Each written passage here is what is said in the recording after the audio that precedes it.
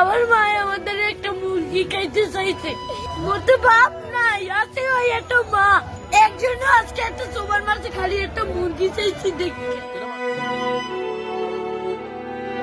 ভিডিওটি দেখে কারোর মন কাঁদেনি এমন মানুষ বোধহয় খুঁজে পাওয়া মুশকিল।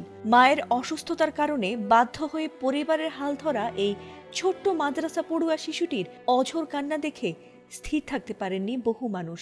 অনেকেই সাহায্যের হাত বাড়িয়েছেন, আবার অনেকে ভিডিওটি দেখে শিশুটিকে খুঁজছিলেন যেন তার পরিবারে কিছু সহায়তা পৌঁছে দিতে পারেন। তবে সত্য কখনো চাপা থাকে না।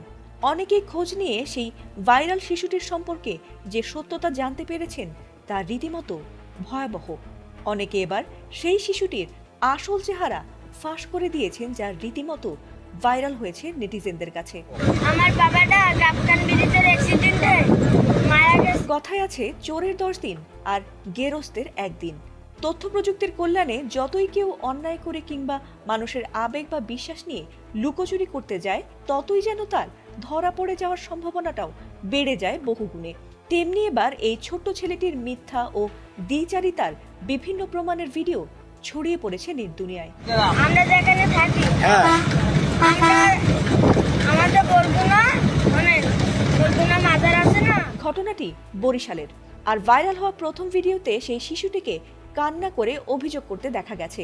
সেখানে শিশুটি বলছিল যে তার বাবা মারা গেছে এবং মা শয্যাশায়ী।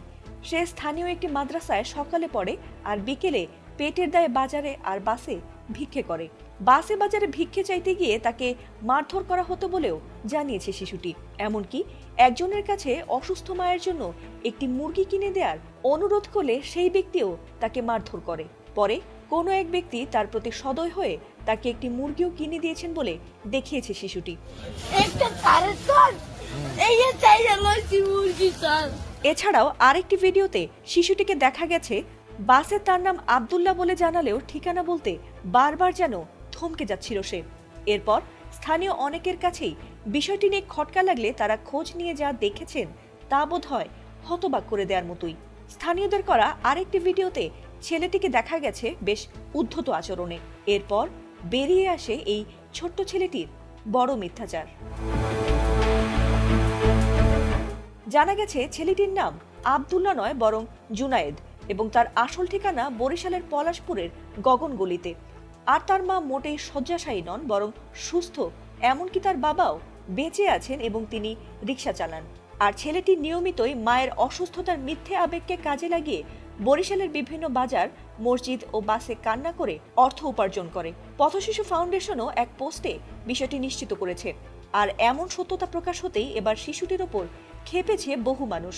তবে অনেকেই শিশুটিকে শাস্তি না দিয়ে সঠিক শিক্ষা দেওয়ার কথাও প্রকাশ করেছেন। বাসের মধ্যে উঠে পা ধরে ভিক্ষা। ফাতিমা সুলতানা, এটিএন বাংলা।